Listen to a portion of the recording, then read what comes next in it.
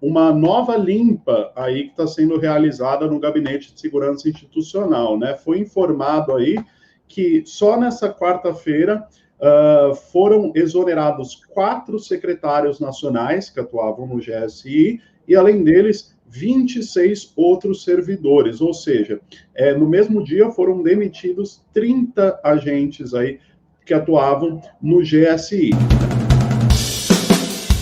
Agora tem uma outra notícia aí que eu pedi para o Ivan trazer para a gente, bem quente, bem quentinho, sobre... Não vou lhe dar spoiler, o Ivan que vai contar. Fala aí, Ivan.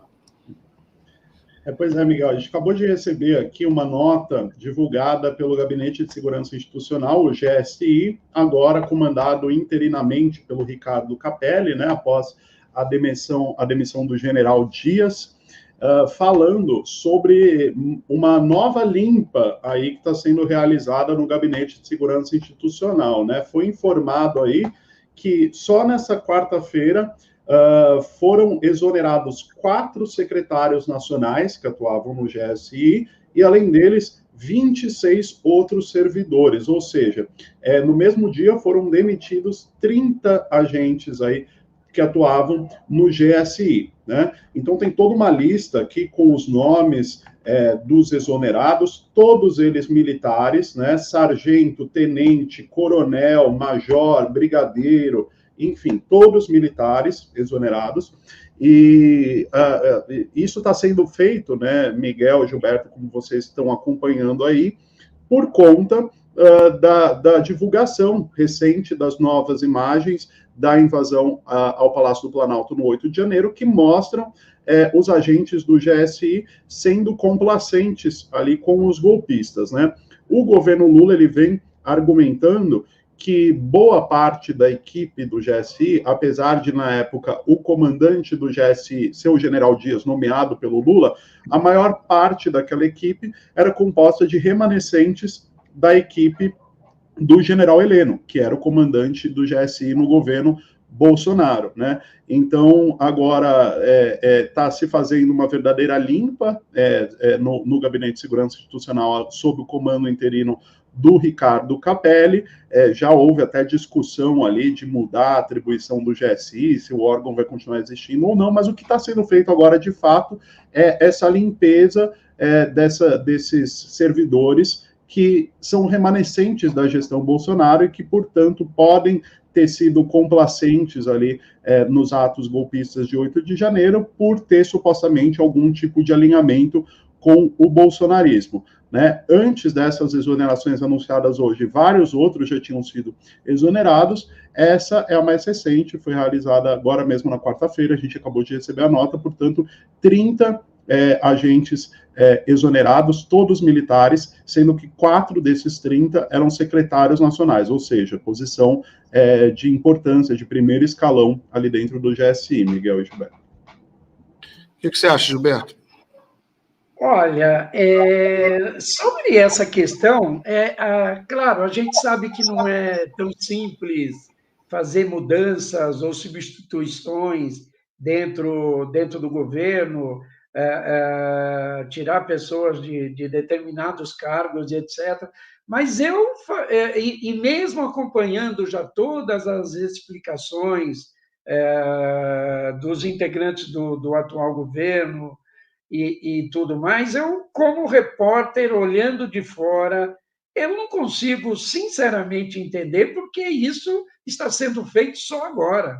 Eu acho que num local ali estratégico, né, era o órgão responsável ali pela segurança direta do presidente da República, ele não podia ter assumido o governo ali no meio daquele grupo de bolsonaristas ali, tudo mais, por mais que ele tinha confiança ali do G. Dias, que trabalhou com ele no governo do Lula, no governo da Dilma, ali era um reduto bolsonarista. Todas essas pessoas, como estão comprovadas agora, eram identificadas com o bolsonarismo, serviam ao bolsonarismo. Vários trabalharam ali diretamente alinhado ao ex-presidente da República, e eu não sei, eu acho que a estratégia do do atual ministro da Defesa foi de contemporizar, procurar não criar problema com os militares, não desagradar os militares, não causar milindres e tal, e por causa disso todo mundo foi deixado ali. E aquelas imagens lá mostradas pela CNN, ok, quem estava lá realmente dando água para os golpistas era o outro major, etc. O G. Dias realmente chegou lá depois. Mas o G. Dias, uma das melhores explicações aí para a conduta dele, que eu ouvi, foi do Manuel Domingos Neto, que é o professor universitário lá do Ceará, salvo engano, da Universidade Federal do Ceará, e que estuda também a questão dos militares no Brasil, e que ele falou que o G. Dias tem uma dupla lealdade, né? Ele é leal, ou procurou ser leal ao presidente Lula, mas é muito leal também às Forças Armadas, aos militares, à organização da qual ele participa, da qual ele vem, a qual ele representa e a quem ele não ia se opor. E lá naquele dia, mesmo que ali naquele momento ele não pudesse fazer nada, eu acho meio esquisito a posição dele. Se você não pode fazer nada, mas você é contra aquilo que está acontecendo, você sai fora dali, vai embora e procura avisar a quem for de direito, chamar quem for possível, buscar reforços, ligar diretamente para o presidente Lula. Eu entendo a posição lá do G. Dias, mas a equipe toda lá era bolsonarista, servia ao Bolsonaro, servia ao governo anterior e não podia estar ali cuidando do presidente da República ou deixar o presidente da República nas mãos desse segmento dessas pessoas. Eu sei que às vezes alguém pode falar, para o jornalista ficar falando de fora é simples, a coisa é muito mais complicada, envolve outras situações, mas eu não deixaria. Se fosse eu tivesse o poder ali, eu não iria assumir a presidência da República cercado de bolsonaristas responsáveis por mim.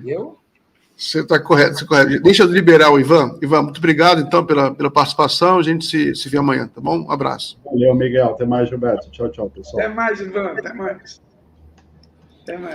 Mas você concorda, Miguel? Eu acho que sabe. Não, isso aí é um absurdo, Gilberto. Na realidade, é um problema estrutural, né, da esquerda brasileira, não entender a importância estratégica, essencial de um serviço de inteligência. Muito confiável, muito sólido.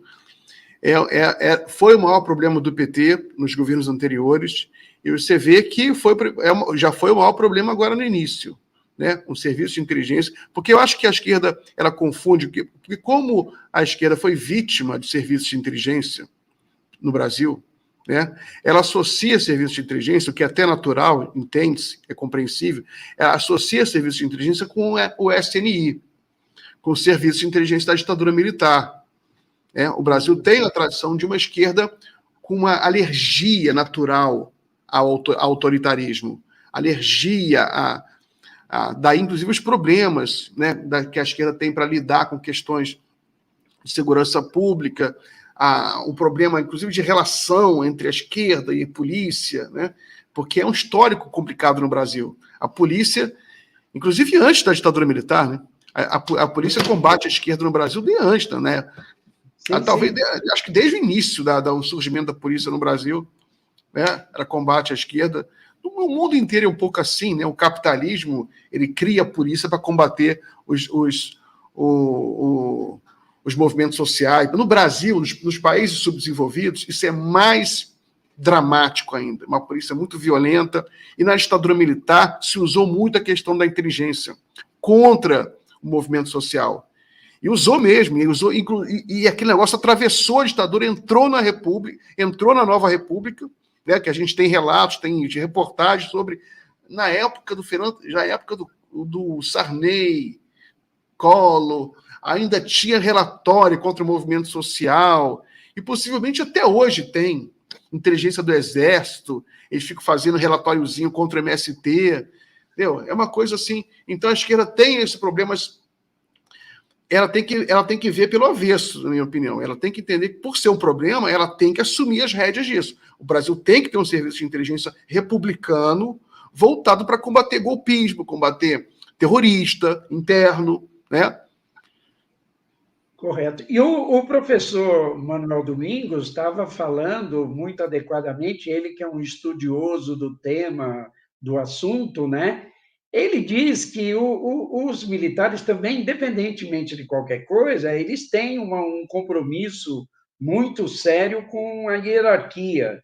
Então, tem que ter comando, tem que ter comando. E se você não comandar e não der o comando, eles assumem o comando, então, né? Aí eles vão fazer a moda deles. Então, tinha que ter sido pensado numa forma de transição aí mais adequada. E como também muita gente colocou, nas discussões lá dos grupos temáticos lá da transição, nessa área não houve discussão, não houve um debate, nem formulação de sugestões, de propostas. Na área da defesa não houve, foi apenas o G. Dias que levou lá as suas orientações, as suas sugestões e propostas, e ok. Não houve um debate, uma discussão do como deveria ter sido feita essa transição, e inclusive a eventual substituição dos integrantes do GSI lá, que vinham do governo anterior. Então, acho que podia e deveriam ter sido ouvidos figuras como o professor Manuel, como Chico Teixeira e muitos outros especialistas aí do tema no Brasil, né? Que poderiam ter dado sugestões no sentido de evitar o que acabou acontecendo aí.